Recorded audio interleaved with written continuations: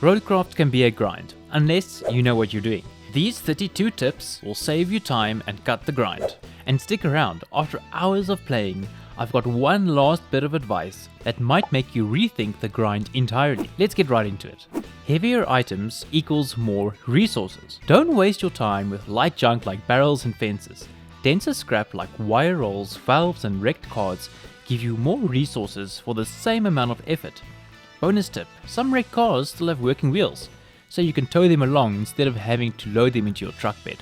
Don't overdo road contracts. Once completed, the contract resets the road. No matter how much effort you put in or how little effort you put in, it'll snap back to the default layout. Trust me, just do the bare minimum. I've wasted tons of time for nothing. Scout early. Unlocking bases matters more than you think.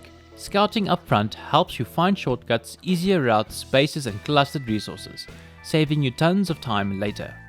This is a requirement for some of the real useful tips later on.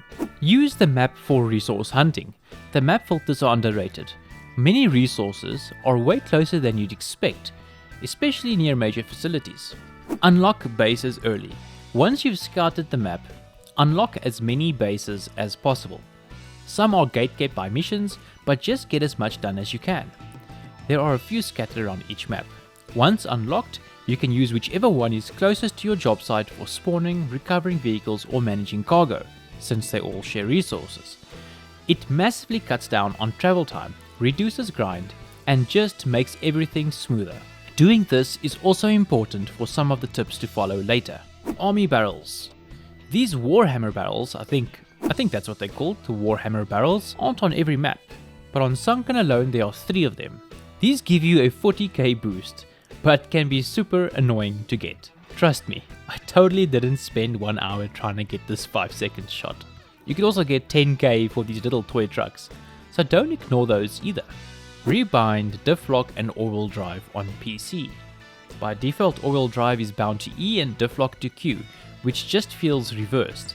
It makes way more sense to swap them so they match their sides on the keyboard, Q for left and E for right. I started getting used to the default, then swapped them, confusing myself again. In a previous video, I even said the devs should fix this. Then realized, yeah, you can just rebind it. What an idiot.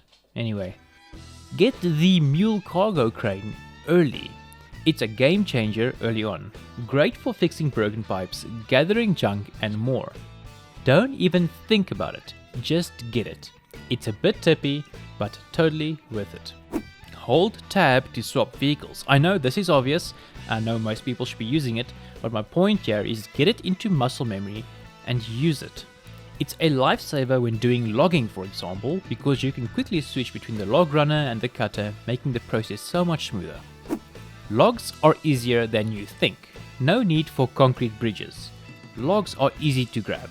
Most of the time there will be trees in the area you need a bridge, and wooden bridges work just fine in most cases. Bridges are more versatile than you'd think. You can build them in wild places, up cliffs, over swamps. Sometimes it might be faster than laying tons of sand, seeing that trees are super accessible in most places. Start power runs from any point. You don't need to start from the transformer, so just start at whatever's the closest to where you spawn the cable layer. Tipped over with cargo? You're fine. If it's strapped, it won't fall out. Use the Khan Stranik to recover it. This thing is an absolute beast. Only downside is, it turns like a 747 on ice. Traffic planning helps. When plotting routes, stick to one side of the road. You never know when you need to place another route along the same path later. And if your lanes overlap, you'd have to redo both to avoid head-ons or route interference. A little planning now saves you a lot of frustration later, but don't worry about it too much. You don't need to fix completed routes. Once you've collected all the rewards, just leave it. There is no grind benefit in fixing it again, unless you want to, of course. Unlock the Zix 605E on Sunken ASAP. This is a big one. It only takes like 15 minutes when starting out on the Sunken map. You know, the map that was hit by a magnitude 35 earthquake. I mean, look at this.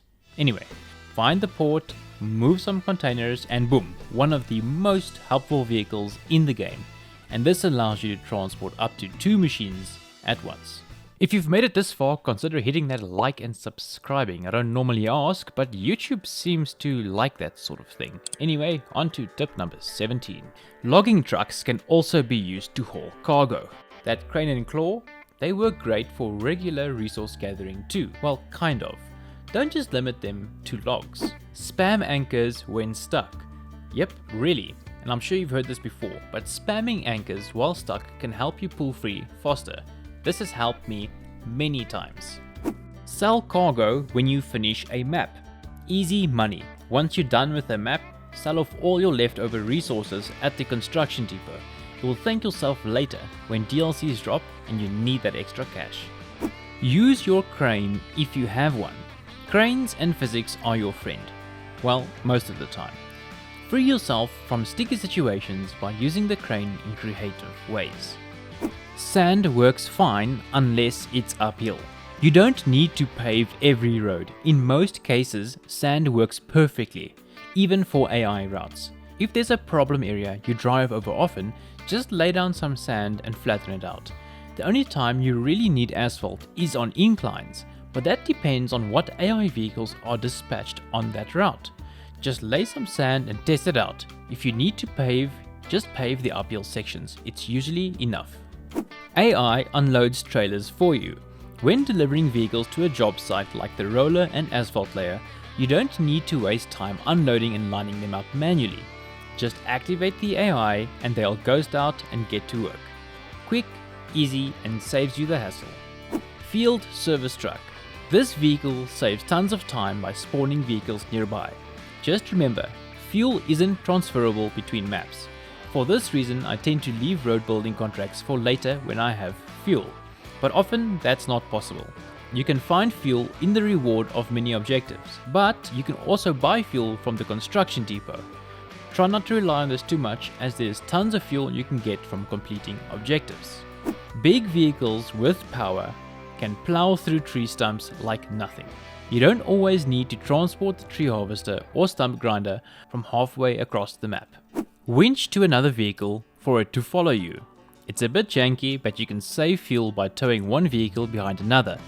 For example, when driving to a job site with the field service truck, you can tow the dump truck behind you.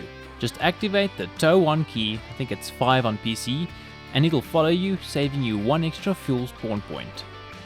Take your time, especially when using the crane. This is not a race, it's a marathon. Controls can get confusing at times if you're not used to it. Take your time and pause every now and again, because rushing causes mistakes and mistakes contribute to the grind and frustration. Always load extra cargo. Don't just grab what you need, fill up every trip. Even if you don't use the extras right away, you can convert them into resources and sell them when wrapping up the map. Worst case, free money. Best case, you avoid the unnecessary trip later. Recovery to a base costs no fuel. It's free recovery. Use it, especially if you've unlocked every base like I mentioned earlier. Road building needs way more sand than you think. If you're set on building a beautiful, smooth road, brace yourself. You'll need way more sand than you think, and even more flattening phases with the dozer. It's time consuming, but if you really want that silky smooth highway vibe, you've got to commit. Plan your runs. If you're passing by a recycling center or factory, why not grab a few resources while at it? Even picking up a single item for recycling can save you the trip later. Look for chances to double up on tasks. RoadCraft rewards efficient planning. Take shortcuts. If you've scouted well, you'll find quite a few shortcuts. Remember, you can push trees out the way, even the larger ones, if you have the power. Also, using first person will help you navigate these shortcuts. You can even use sand to help create an actual road there if you think you'll need it often. Use your bases. Taking resources to a base just to spawn it at another base can save you the trip.